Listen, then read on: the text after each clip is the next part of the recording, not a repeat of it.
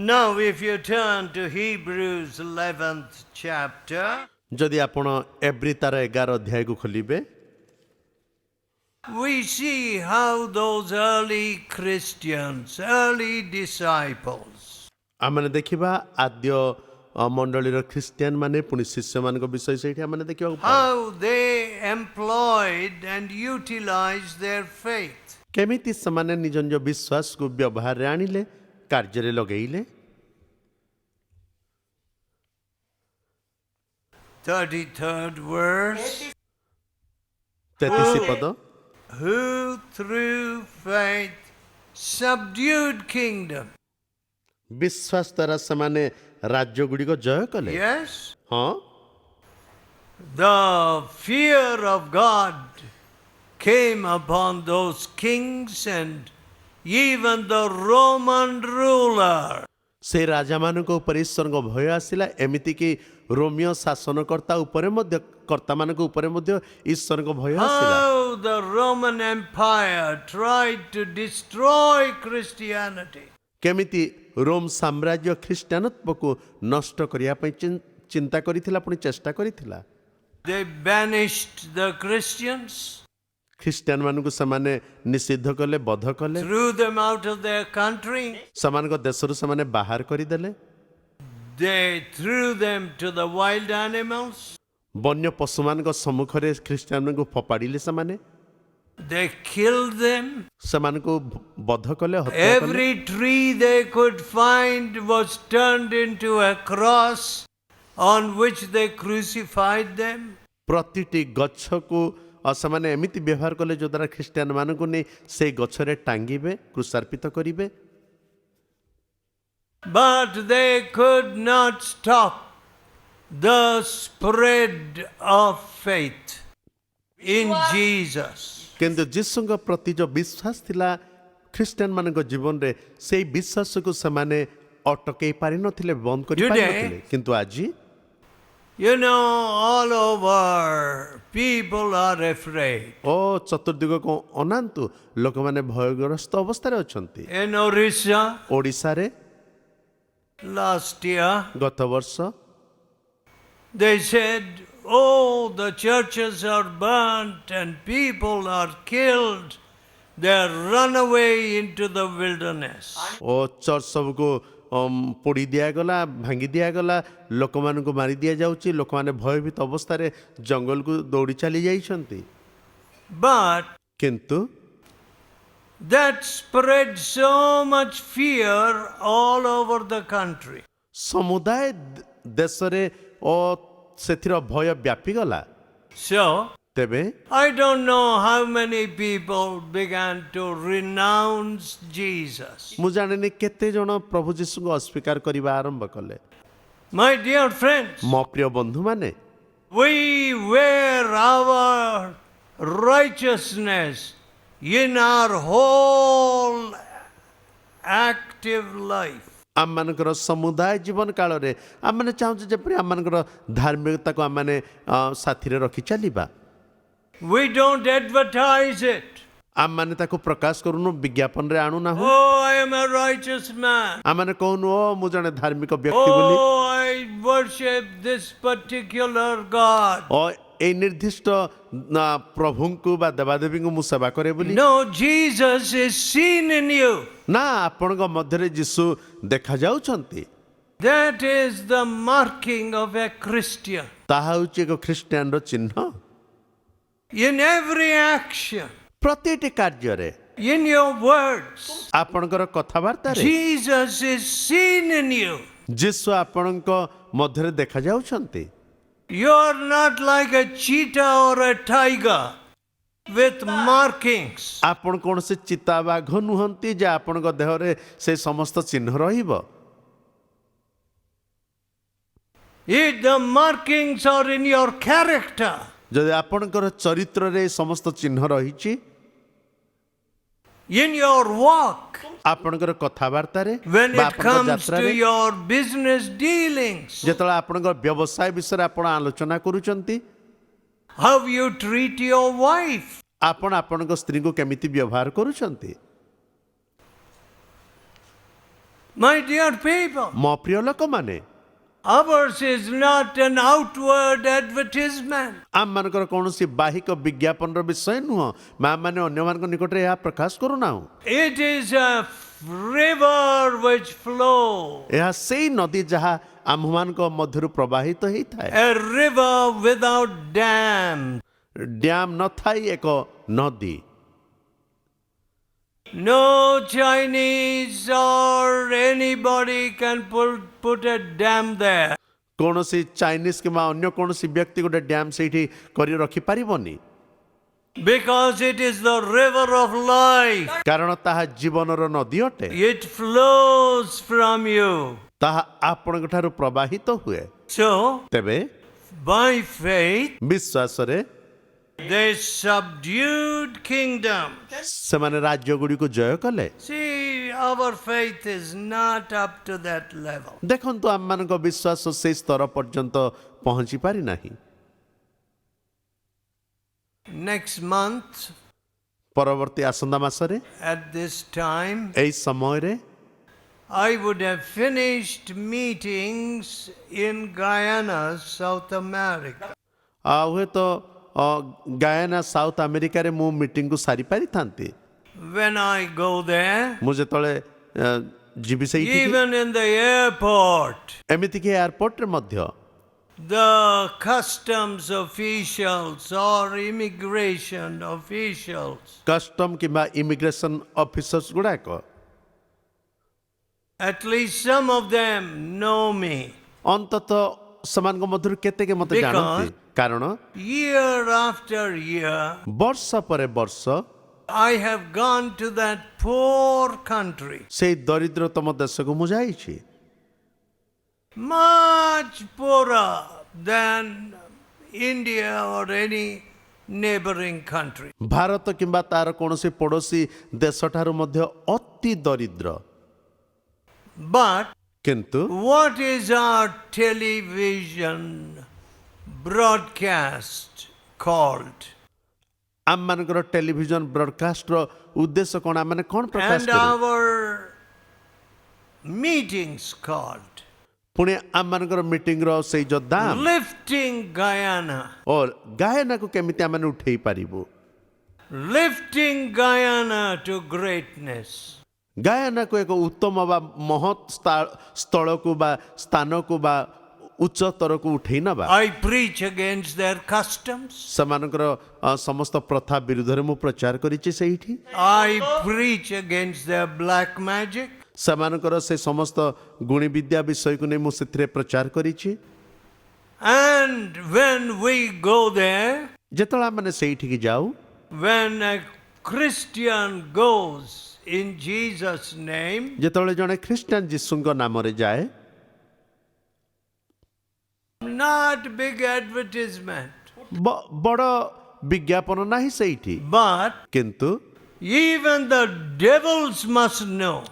ଶୟତାନ ମଧ୍ୟ ଜାଣିବା ଆବଶ୍ୟକ ରହିଛି।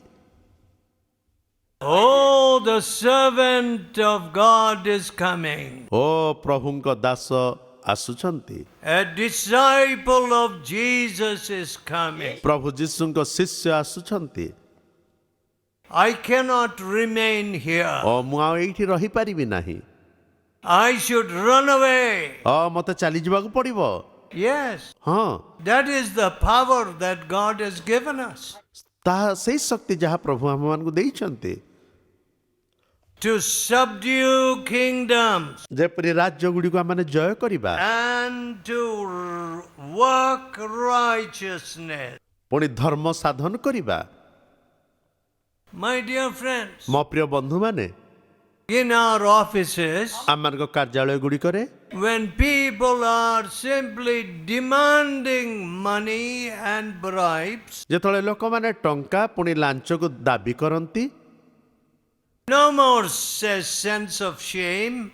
ଲାଜ ଅପମାନର କୌଣସି ଜ୍ଞାନ ହିଁ ତାଙ୍କ ମଧ୍ୟରେ ନାହିଁ। Can we bring righteousness? କ'ଣ ଆମମାନେ ଧାର୍ମିକତାକୁ ଆଣିପାରିବା କି? Or we are just like foxes howling somewhere? ନା ମାନେ ସେଇ ବିଲୁଆ ପରି କୌଣସି ଜାଗାରେ ରହି ଖାଲି ହାତ ହଲଉଛୁ। Are you going to stand and bring righteousness? ଆପଣ କ'ଣ ଯାଇ ଠିଆ ହିଁ ଧାର୍ମିକତାକୁ ଆଣିବା ପାଇଁ ଯାଉଛନ୍ତି କି ବା ଚାହୁଁଛନ୍ତି କି? Our standards have become so low today. ଆଜି ଆମମାନଙ୍କର ଷ୍ଟାଣ୍ଡାର୍ଡ ବା ମାନ ଅତି ତଳ ସ୍ତରର ଅଟେ। When it comes to marriage, ଯେତେବେଳେ ବିବାହର ବିଷୟ ଆସେ ବା ସମୟ ଆସେ, people are afraid to ask God's will. ଲୋକମାନେ ଈଶ୍ୱରଙ୍କ ଇଚ୍ଛାକୁ ଜାଣିବା ପାଇଁ ବା ଈଶ୍ୱରଙ୍କ ଇଚ୍ଛାକୁ ପଚାରିବା ପାଇଁ ଭୟଭୀତ ହୁଅନ୍ତି। See, from the time we were married, ଯେଉଁ ସମୟରୁ ଆମମାନେ ବିବାହ କଲୁ, I used to leave my family and go for 2 months, 3 months, 4 months. ମୁଁ ମୋ ପରିବାରକୁ 2 ମାସ 3 ମାସ 4 ମାସ ପର୍ଯ୍ୟନ୍ତ ହୁଏତ ପ୍ରଭୁଙ୍କ ସେବା ନିମନ୍ତେ ଛାଡ଼ିବାକୁ ପଡ଼ୁଥିଲା ମୋତେ ବା ମୁଁ ଛାଡ଼ୁଥିଲି। And there I would not have money. ପୁଣି ସେଇ ସମୟରେ ମୋ ପାଖରେ ଟଙ୍କା ପଇସା ମଧ୍ୟ ନଥାଏ। And my wife had to look to God. ପୁଣି ମୋ ସ୍ତ୍ରୀଙ୍କୁ କେବଳ ପ୍ରଭୁଙ୍କୁ ଅନେଇବା ଛଡ଼ା ଆଉ କୌଣସି ଉପାୟ ନଥିଲା। But we never grumbled in our family. କିନ୍ତୁ ଆମମାନଙ୍କ ପରିବାରରେ କେବେ ମଧ୍ୟ ଆମମାନେ ଗୁଣୁଗୁଣୁ କରିନାହୁଁ କି ବଚସା କରିନାହୁଁ କି ଅଶାନ୍ତି କରିନାହୁଁ। If there was no firewood, ଯଦି ଜାଳିବା ପାଇଁ କାଠ ନାହିଁ, then we would pick up, my wife would send and pick up the twigs from the hillside. ସେତେବେଳେ ହୁଏତ ଆମେ ବା ମୋ ସ୍ତ୍ରୀ କାହାକୁ ପଠେଇବେ କିମ୍ବା ନିଜେ ଯିବେ ଯେ ସେ ପାହାଡ଼ରୁ ଛୋଟ ଛୋଟ କାଠି ଗୁଡ଼ାକ ସଂଗ୍ରହ କରିବା ପାଇଁ। Some of you may think I am telling you old stories. ଆପଣମାନଙ୍କ ମଧ୍ୟରୁ କେତେକେ ହୁଏତ ଭାବୁଥିବେ ଯେ ମୁଁ ସେ ପୁରୁଣା କାହାଣୀକୁ କହୁଛି। Yes, ହଁ, we did not follow Jesus for money. ଆମମାନେ ଟଙ୍କା ନିମନ୍ତେ ପ୍ରଭୁ ଯୀଶୁଙ୍କର ଅନୁଗମନ କରିନାହୁଁ ବା ଯୀଶୁଙ୍କ ପଛରେ ଯାଉନାହୁଁ। So, ତେବେ my wife never hindered me, saying, no, you can't go to serve God. ତେବେ ମୋ ସ୍ତ୍ରୀ ଏଇଭଳି ପରିସ୍ଥିତିରେ ମଧ୍ୟ କେବେ ମୋତେ ଅଟକେଇ କହିନାହାନ୍ତି ଯେ ନା ନା ନା ଘରେ କିଛି ନାହିଁ, ତେଣୁ ତୁମେ ପ୍ରଚାର କରିବା ପାଇଁ ପ୍ରଭୁଙ୍କ ସେବା କରିବା ପାଇଁ ଯାଇପାରିବନି। You are coming home in the middle of the night at 4 o'clock, 3 o'clock. ତୁମେ ଘରକୁ ଫେରୁଛ ରାତି ଅଧରେ 3ଟା ବେଳେ 4ଟା ବେଳେ। No, I did it gladly for Jesus. ନା, ମୁଁ ଏ ସମସ୍ତ ଅତି ଆନନ୍ଦରେ ପ୍ରଭୁ ଯୀଶୁଙ୍କ ପାଇଁ କରିଛି। But today, କିନ୍ତୁ ଆଜି I see some women hindering their husband. ମୁଁ ଦେଖୁଛି କିଛି ସ୍ତ୍ରୀ ମାନେ ସେମାନଙ୍କ ସ୍ୱାମୀମାନଙ୍କୁ ବାଧା ଦେଉଛନ୍ତି। Oh, you are doing too much for God. ତୁମେ ପ୍ରଭୁଙ୍କ ପାଇଁ ବହୁତ କିଛି କରୁଛ। Why don't you stand before the cross of Jesus କାହିଁକି ତୁମେ ପ୍ରଭୁ ଯୀଶୁଙ୍କ କ୍ରୁଶ ସମ୍ମୁଖରେ ଠିଆ ହେଉନାହଁ? and you look at his bleeding side ପୁଣି ତାଙ୍କ ସେ ରକ୍ତ ବହୁଥିବା ପାଖକୁ ବା ସେଇ ସ୍ଥାନକୁ ଆପଣ ଦେଖନ୍ତୁ। and the Savior with the nails in his hand? ପୁଣି ସେ ଉଦ୍ଧାରକର୍ତ୍ତା ତାଙ୍କ ହାତରେ ସେଇ ଯୋଉ କଣ୍ଟା ସବୁ, And you tell him, ପୁଣି ତାଙ୍କୁ କୁହନ୍ତୁ ଆପଣ, see, you are asking too much from me. ତୁମେ ମୋ ଠାରୁ ଅଧିକ ଚାହୁଁଛ ପ୍ରଭୁ, I can't do that. ମୁଁ ତାହା କରିପାରିବିନି। Nobody who sees the love of the cross can say that. ଯିଏ ପ୍ରଭୁଙ୍କ ପ୍ରେମକୁ ଦେଖେ ସେ କେବେ ମଧ୍ୟ ଏ କଥା କହିପାରିବନି। When you look at the love of the cross, ଯେତେବେଳେ ଆପଣ ପ୍ରଭୁଙ୍କର ସେ କ୍ରୁଶରୁ ତାଙ୍କ ପ୍ରେମକୁ ଦେଖିବେ, what do you say? ଆପଣ କ'ଣ କହିବେ? You know what I say? ଜାଣନ୍ତି ମୁଁ କ'ଣ କୁହେ? I am doing too little, too little. ପ୍ରଭୁ ମୁଁ ଅତି ଅଳ୍ପ ହିଁ କରିପାରିଛି। I am doing nothing. ମୁଁ କିଛି କରିପାରୁନି ତମ ପାଇଁ। What, my life is almost over. ପ୍ରଭୁ ମୋ ଜୀବନ ତ ଶେଷ ହେବାକୁ ଯାଉଛି। I have done so little. ମୁଁ ଅତି ଅଳ୍ପ କରିଛି ତୁମ ନିମନ୍ତେ। You have loved me so much. ତୁମେ ମୋତେ ଏତେ ପ୍ରେମ କଲ। My dear people, ମୋ ପ୍ରିୟ ଲୋକମାନେ, oh, it's very hard to bring righteousness into marriages. ବିବାହରେ ସେ ଧର୍ମ ବିଷୟ ବା ଧାର୍ମିକତାକୁ ଆଣିବା ଅତି କଷ୍ଟକର ବିଷୟ। You know, when marriage comes, ଯେତେବେଳେ ବିବାହ ସମୟ ଆସେ, because in the fellowship we say no dowry. କାରଣ ସହଭାଗିତାରେ ଆମେ କହୁଛୁ କୌଣସି ଯୌତୁକ So ଦିଆନିଆ some ନାହିଁ। people are very clever. ତେଣୁ କିଛି ଲୋକମାନେ ଅତି ଚତୁର ବା ଚାଲାକ। What do they say? ସେମାନେ କ'ଣ କହନ୍ତି? The girl must bear all the expenses. ଓ ଝିଅ ଏ ସମସ୍ତ ଖର୍ଚ୍ଚ ବହନ କରୁ। Is that honest? Is that fair? ତାହା କ'ଣ ଠିକ୍ ବିଷୟ କି? ତାହା କ'ଣ ସଚ୍ଚୋଟ ବିଷୟ କି? ତାହା କ'ଣ ନ୍ୟାର୍ଯ୍ୟ କି? Oh, the girls. Oh, it will cost some 20,000-30,000. I don't know what it costs here. ମୁଁ ଜାଣେନି, ହୁଏତ 20-30 ହଜାର କିମ୍ବା କେତେ ଦାମ, ତାହା କେତେ ଖର୍ଚ୍ଚ ମୁଁ ଜାଣେନି। Maybe 20 lakhs. I don't know. ହୋଇପାରେ 20 ଲକ୍ଷ, ମୁଁ ଜାଣେନି। But anyway, କିନ୍ତୁ ଯାହା ବି ହେଉ, must not the boy's father say, I will bear half the expense? କ'ଣ ପୁଅ କିମ୍ବା ପୁଅଙ୍କ ବାପା କ'ଣ ଏ କଥା କହିବା କଥା ନୁହଁ କି ନା ଏ ସମସ୍ତ ଖର୍ଚ୍ଚର ଅଧା ମୁଁ ବହନ କରିବି ବୋଲି? Is that not common righteousness? ତାହା କ'ଣ ଏକ ସାଧାରଣ ଧାର୍ମିକତା ବିଷୟ ନୁହଁ କି? Oh, no, you must bear all the expense. ନା ନା ନା, ତୁମେ ଏକା ସେ ସମସ୍ତ ଖର୍ଚ୍ଚ ବହନ କର। And they quietly tell them, girls' party, ପୁଣି ଝିଅର ପକ୍ଷରୁ ଏମାନେ ଅତି ସ୍ପଷ୍ଟ ଭାବରେ କହିଦିଅନ୍ତି, even if you give a scooter, that will be all right. ହଁ ଯଦି ତୁମେ ଗୋଟେ ସ୍କୁଟର ବି ଦେବ ତାହା ବି ଠିକ୍ ଅଛି, ଚଳେଇ ଦେବା। Thieves. କେବଳ ଚୋରମାନେ When marriage comes, ଯେତେବେଳେ ବିବାହର ସମୟ ବା ବିଷୟ the ଆସେ, big robber inside comes out. ଓ ଭିତରେ ଥିବା ବଡ଼ ସେ ଚୋର ଆଉ ଡକାୟତର ମନୋଭାବ ବାହାରି ଆସେ। How can I marry this girl without a scooter? O scooter ବିନା ଏ ଝିଅକୁ ମୁଁ କେମିତି ବିବାହ କରିପାରିବି? All right, we will marry you to the scooter first. ଠିକ୍ ଅଛି, ପ୍ରଥମେ ଆମେ ତୁମକୁ ସ୍କୁଟର ସହିତ ବିବାହ କରେଇବୁ। You put your thali to the scooter. ପ୍ରଥମେ ସ୍କୁଟର ସହିତ ତୁମର ବିବାହ ହେଉ। What foolish people. କେତେ ମୂର୍ଖାମୀ ବିଷୟ! I can't understand. ମୁଁ ତ ବୁଝିପାରେନି ଏସବୁ। My dear people, ମୋ ପ୍ରିୟ ଲୋକମାନେ, my father said ମୋ ବାପା କହୁଥିଲେ to my mother-in-law, ମୋ ଶାଶୁଙ୍କୁ, if you don't have money, ଯଦି ତୁମ ପାଖରେ ଟଙ୍କା ପଇସା ନାହିଁ, I will bear the expense. ମୁଁ ଖର୍ଚ୍ଚ ବହନ ମୁଁ ନିଜେ କରିବି। So money never figured there. ତେବେ ଟଙ୍କା ପଇସା ବିଷୟରେ କୌଣସି ଆଲୋଚନା ବା ଯୁକ୍ତି ତର୍କ ନଥିଲା ସେଇଠି। And when my father-in-law died, ପୁଣି ମୋ ଶ୍ୱଶୁରଙ୍କର ଯେତେବେଳେ ମୃତ୍ୟୁ ହେଲା, I told my wife, ମୁଁ ମୋ ସ୍ତ୍ରୀଙ୍କୁ କହିଲି, I have nothing to do with your father's property. ତୁମ ବାପାଙ୍କର ଧନ ସମ୍ପତ୍ତି ସହିତ ମୋର କୌଣସି ଦିଆନିଆ ନାହିଁ ବା କୌଣସି କାରବାର ନାହିଁ। I don't want to know anything about your father's property. ତୁମ ବାପାଙ୍କ ସମ୍ପତ୍ତିରୁ ମୁଁ କିଛି ଚାହେଁନି, କୌଣସି ବିଷୟ ମୁଁ ଆଶା କରୁନି ବା ମୁଁ ଚାହୁଁନାହିଁ। You are 3 girls, ତୁମେ 3 ଭଉଣୀ, you take care of it. ତୁମେ ତାର ଯତ୍ନ ନିଅ। It's not my business. ତାହା ମୋର ବ୍ୟବସାୟ ନୁହଁ ବା ମୋର କୌଣସି ଦାୟିତ୍ୱ ନାହିଁ ସେଥିରେ। So, ତେବେ see that new heart ଦେଖନ୍ତୁ ସେ ନୂତନ ହୃଦୟ, of righteousness. ଧାର୍ମିକତାର ନୂତନ ଚିନ୍ତାଧାରା, ନୂତନ ହୃଦୟ ସ୍ୱଭାବ। So, ତେବେ by faith, ବିଶ୍ୱାସରେ they wrought righteousness. ଓ ସେମାନେ ଧର୍ମ ସାଧନ କଲେ। Then they stopped the mouths of lions ଓ ସେମାନେ ସିଂହମାନଙ୍କ ମୁଖ ବନ୍ଦ କଲେ, and obtained promises.